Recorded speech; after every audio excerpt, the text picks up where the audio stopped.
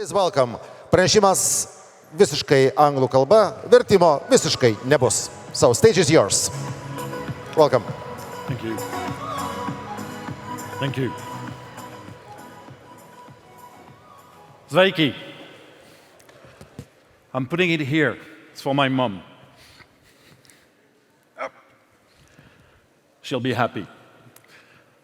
Okay, do you know that in the world today, every 7 seconds, a customer has a very bad experience? Not in your stores, but it happens. Do you know that in English we say retail is detail?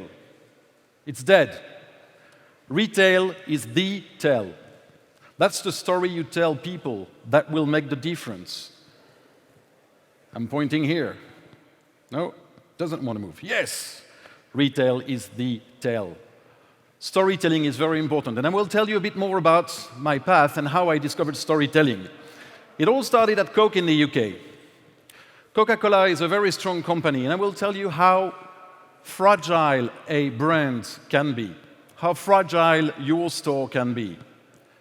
When I moved from Coca-Cola UK to Coca-Cola Belgium, in '99, there's been an incident. 2 girls drank a can of Coke, they got sick. Nothing that major, but all the supermarkets have withdrawn the products from the shelves. So somebody went in Atlanta, in America, and said to the CEO, hey, there is an incident in Belgium. And do you know what the answer was?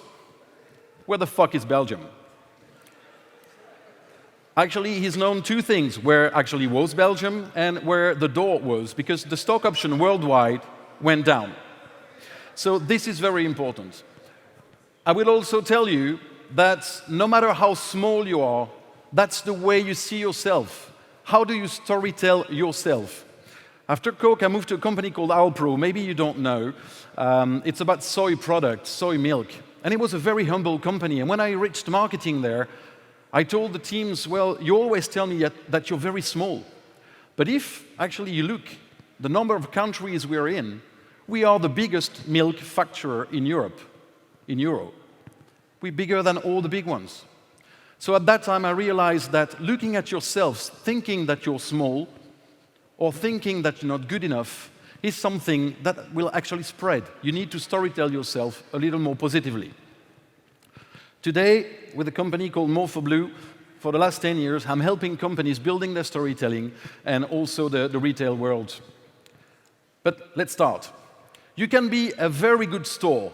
You can be a very good retailer. But what you want to be is the preferred one. You want to be preferred, because if you're not preferred, you will never get ambassadors. And the major brands, they have ambassadors. They have people selling for you. And that's the best thing you can find on this planet. Okay, you've all heard that tomorrow will be different. Ecological problem, digitalization, and so forth. That's a lie. That is really a lie. Think again. Today is different. Consumers have changed. We've evolved. We moved from the communication area, where people were actually listening to your advertising. But let me tell you, today nobody is actually looking at your ads. They don't see them. They don't listen to them. The only thing people want is building relationships. We are not in what we call the business to business or business to consumer. We are in the business of people to people. And that makes the difference, meaning that the 4 Ps have changed. It's all about people, planet, profit, and your product comes in the end. So let's talk about people. You've all heard the term consumer-centric. This is something that is told to many people today. It says consumer-centric, thinking about your consumers.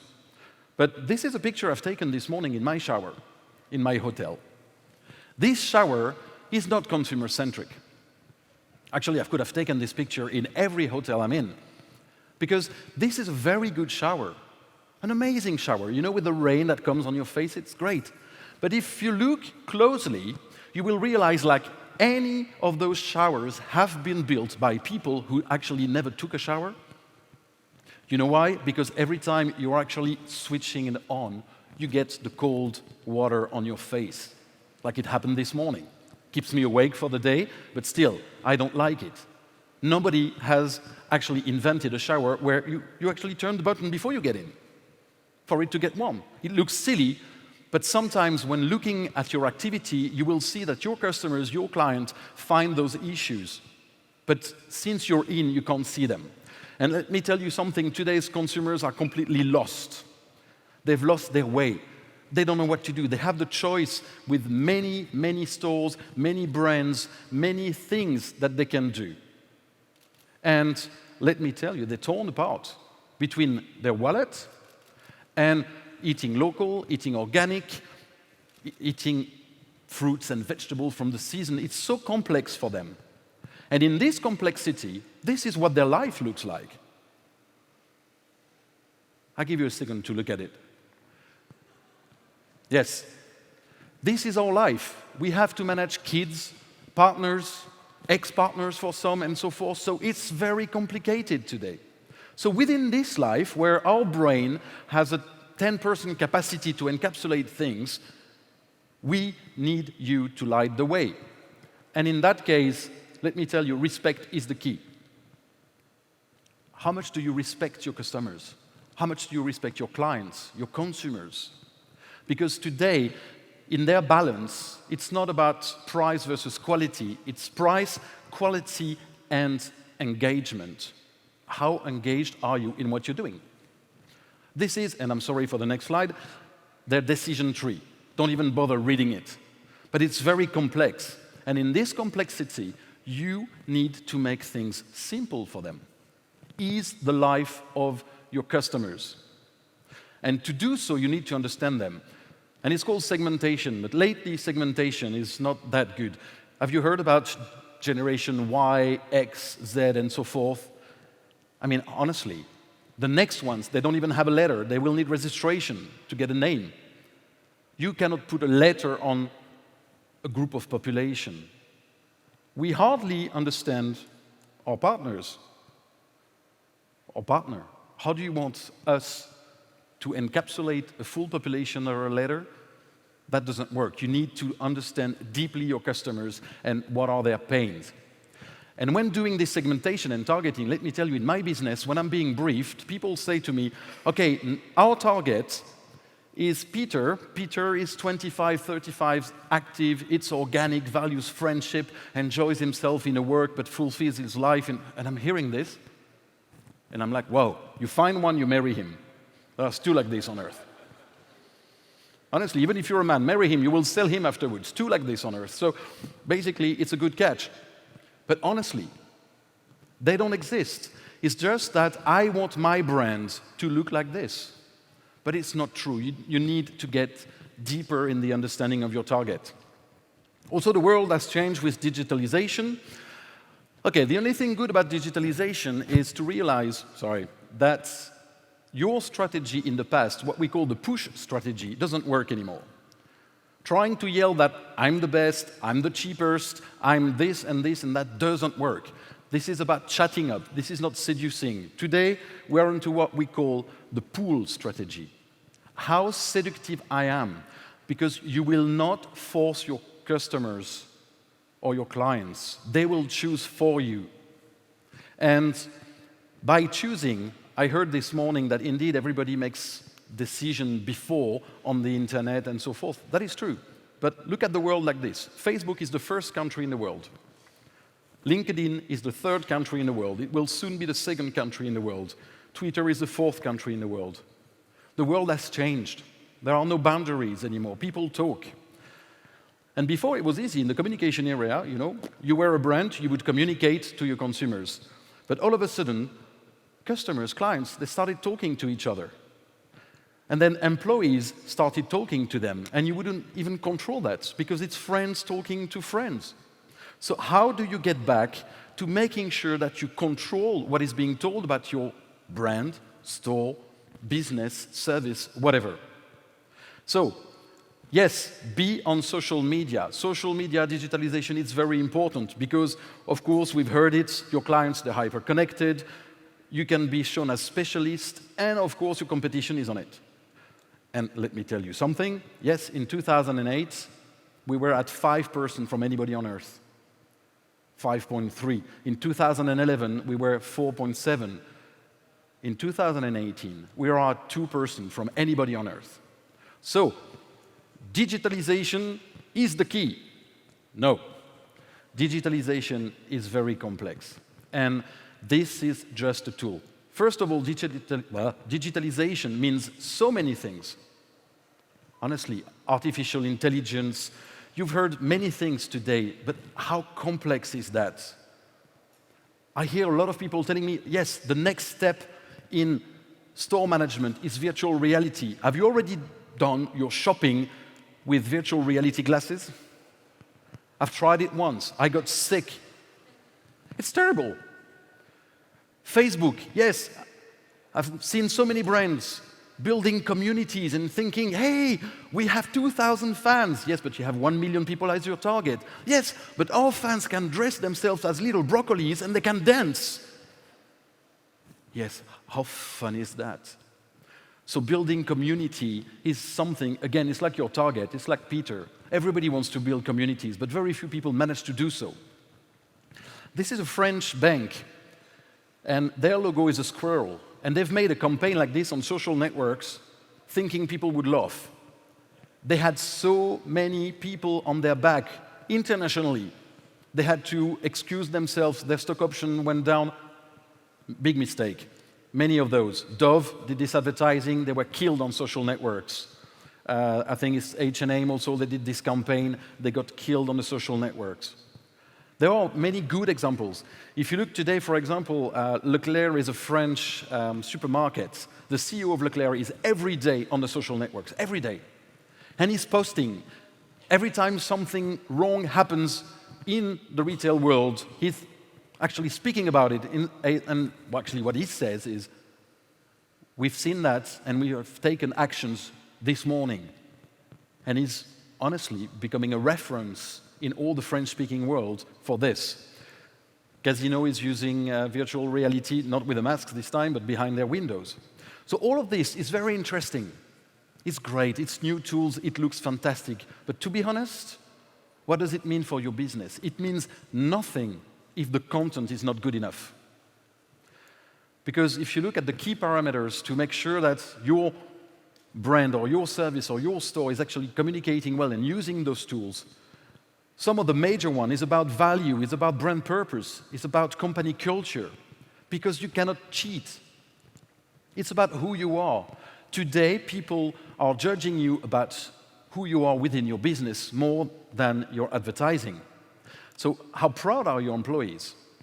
Do you have everybody here, your brand or your store or your company tattooed somewhere? No? Has anybody? No? I've never had a yes answer, to be honest. But hey, this is something you should think about. Because I'm sure that if I would look at the key values within your companies, they tend to look like this. Everywhere I go, I see values about leadership, ambition, entrepreneurship, blah. But does it really happen? Have you already applied for a job in a company that told you, here are values, it's about pressure, results, and if you don't manage to actually do your work properly, you're going to get fired, but that's our values? No. But sometimes that's the reality. And you'd rather have this. Look at cigarettes. It says smoking kills. Actually, it's honest.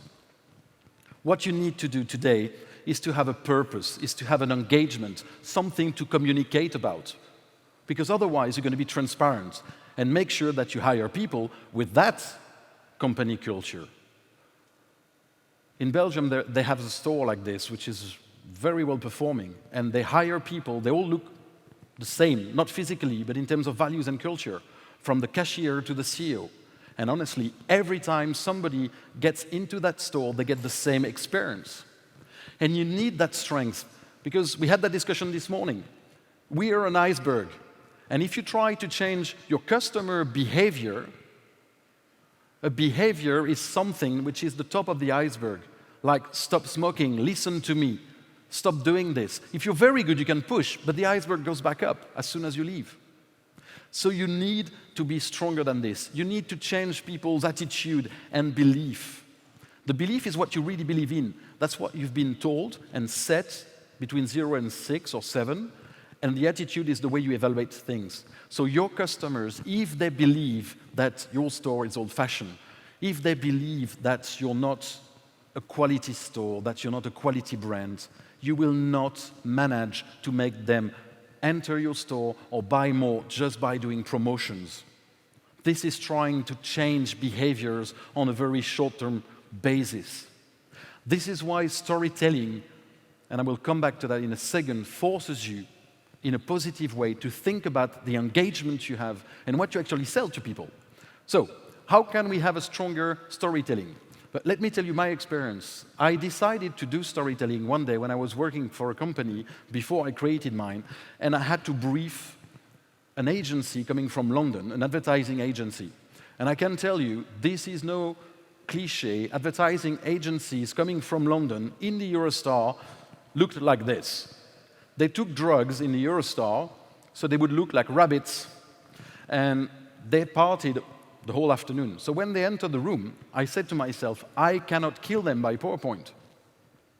I need to bring them a story. So I made a play, and I started playing what my consumers feel like, live every day.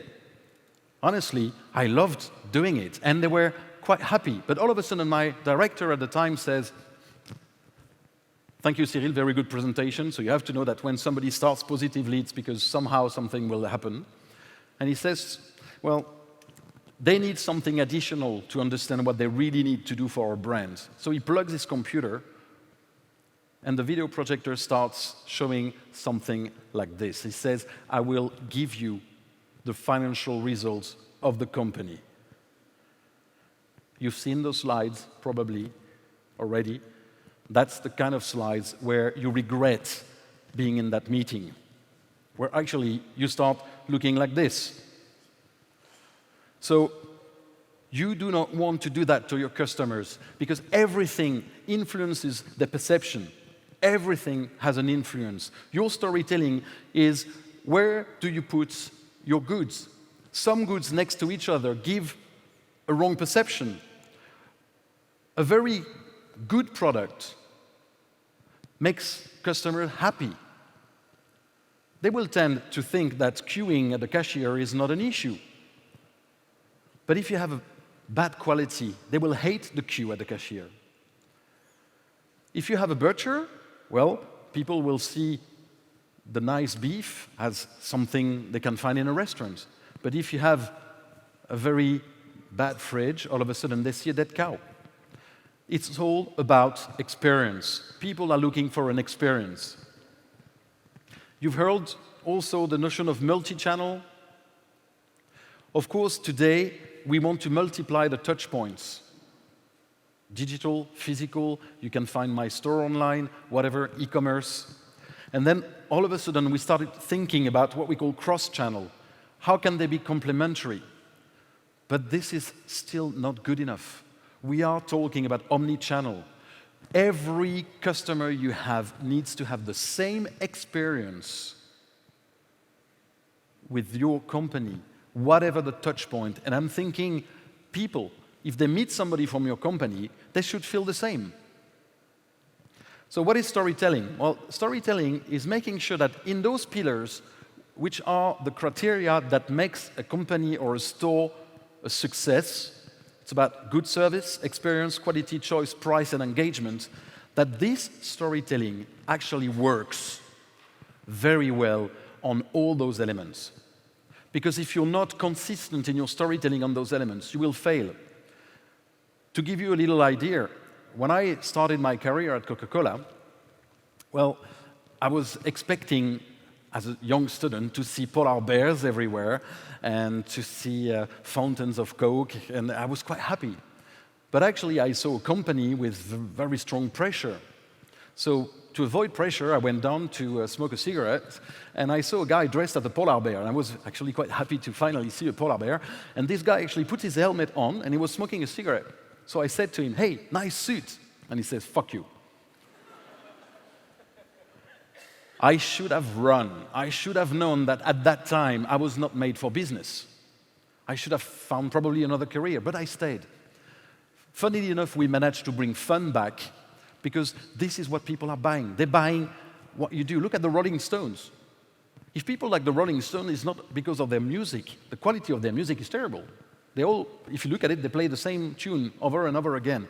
But they're buying what they actually live. People want to be like them, or they hope to be like them. This is because we buy a story. Look at this. This is milk.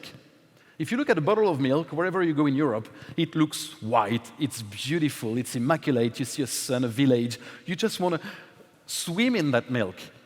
But you would never go like this and drink directly from the producer, you know? It's like you enter the store, hello, hi, you know, distributor. You can even put a coin and say, okay, can I have... No, you wouldn't do that. Nobody wants to see that.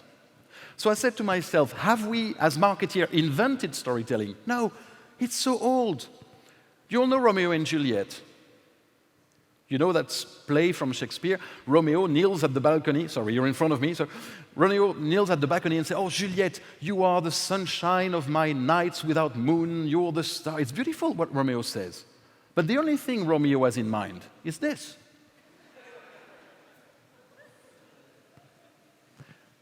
And what is worse in the story is that Juliet has exactly the same thing in mind. Love is about reproduction, if you look at it in a horrible way. But if Romeo comes and says, Juliet, I want to reproduce, I don't think the story will last very long. That would have avoided some problems for Romeo afterwards, but still. So we all buy stories. We are still kids. We want to buy something. And when I enter companies and people say, my business is not doing well, what can you do? I talk about respect, love, energy, credibility, and those kind of things. And actually, they look at me as if I was here to grow grass, you know. And I say to them, no, look at it that way. The first thing in storytelling is visibility. Are you visible everywhere, on every network or social network that your target is actually visiting? Not Peter, the happy youngster, but your real target. Are you present on their path to work? Are you visible? Are you visible on any platform? What's the impact you give? The first time I see you, the first impression I get from your employees on the net, from your physical store, from the leaflets you give me, what impression do you make? What impact do you have? Finally, not finally, but love. Love is amazing. All you need is love. You know that story? A company, a lasagna company, instead of putting beef inside the lasagna, they've put horse meat. It came from a factory in Romania, and it was horse meat. So I'm wondering, as a director or marketing director of this company, you have two options. Either you're very bad at school, and when you go in Romania to visit your factory, you see horses coming in, and you think, oh, in Romania, the beefs, they're very big. I kind of doubt about that. Or you make a calculation that you made a saving. You cannot do that. You have to love your customers sufficiently to do something great. Energy.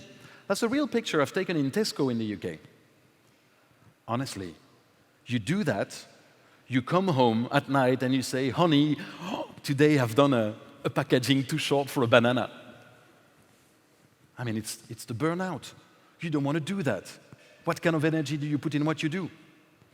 Consistency, we discussed about it. In every touch point, you should be the same. Be the same everywhere you go. So you will be easily remembered, and also you will gain in credibility. Ethics, I'm not going to talk too much about ethics. Important, but you need to be transparent. Don't lie to your consumers. Customers, clients hate false promotions. They hate the price per kilo, which is bigger when you buy a bigger pack and so forth. So you have to be ethic in what you're doing.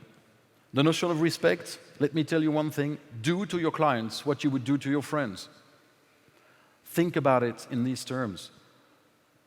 Do to your clients what you would do for even yourself. That's the notion of respect. Learn about their pain. Learn about their constraints.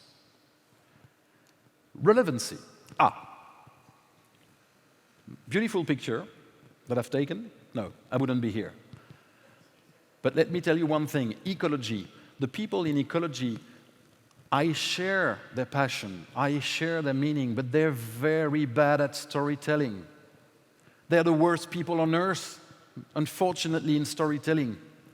They talked about global warming. Yes, if I get 2 additional degrees where I live, I'd be very happy.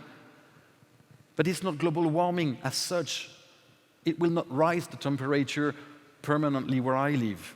They talk about polar bears. If we keep on being not good with ecology, polar bears will disappear. Honestly, who cares? And I'm being provocative. For the majority of people on Earth, polar bears look like this, and nobody really cares about their disappearing. So the message you're delivering to your clients sometimes is relevant for you because you're passionate about what you're doing, but it's not for them. Put yourself in their shoes. If I tell you I've been running for 3 hours, yes, I've suffered for 3 hours, every minute of it. But for you, it's in 1 second that you hear it, and it doesn't mean anything. Credibility, another picture I took. How credible are you with your customers? What makes you credible? The only thing that makes you credible when you're commercializing something is because you talk their language, not yours. Humility is key here. It's not talking your language, not saying, I am the best. What you have to tell people is, you will get better. You will be the best thanks to this. And even better, listen to them. They have so many things to say. Most of your customers, they speak in qualitative research probably, you've discussed with them, but have you really listened to them? Because they will need today, that's a new trend, it's personalization. I need to feel special when I enter a store. I need to feel special when I call one of your services. And if I don't, I'll go to somebody else because I want to feel special.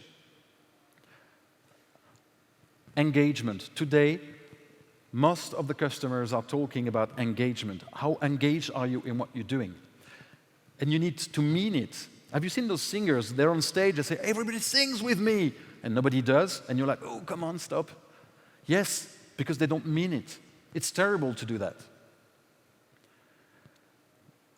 Very important point, the anchor point.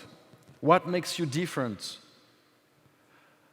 You go in a store not because of the majority of the things you would like to show. People go and buy your product, your services, your store for one little thing, because you have the best avocados, or because you have a flashy cashier, or because they just love the parking.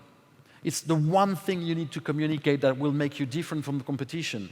Otherwise, you're into price war, promotion war, and we are the best, and we have this, and nobody believes in it anymore. Find the only thing in your history, in your story, that makes you different. And then let me tell you one thing. We all have a story. That's a snail theory. What happens when you approach a snail? His eyes are going back in. But the only thing you see is the shell. And that's the same thing with charisma, engagement. The only thing people see is your shell. And this is all the things that you have as a story, the reason you created that store, the reason you created your company, the reason you created everything, this little thing that is your story, and everybody has a story. And that's very important to bear that in mind, that no matter how small you are compared to competition, or how big you are compared to competition, you have a real story. And if you forget about that story, customers will forget about it too, if they've known it for once. So you need to make sure that people actually know about that story, and you all have one. If you dig strong enough, you will find that you have an amazing story to tell, and that will make this Asperity. And now, I would like to talk about somebody who's actually changed my professional life, and he's been a mentor. It's Spider-Man. Why Spider-Man? Because for those of you who've watched Spider-Man 2, the uncle says, well, great power comes great responsibilities. And this is true. From the moment you decide to create a company, from the moment you decide to bring services, goods, products, energy to your clients, you have a responsibility. And this responsibility is about making sure that what you deliver is in line with their expectations. Otherwise, you're not trustworthy of this power. So I would like to finish with this. What will you do tomorrow to make sure that the story you tell is different? how will you react tomorrow when looking at your company, your positioning, your store, everything, and thinking, what story does that tell to the people seeing it? Hachu.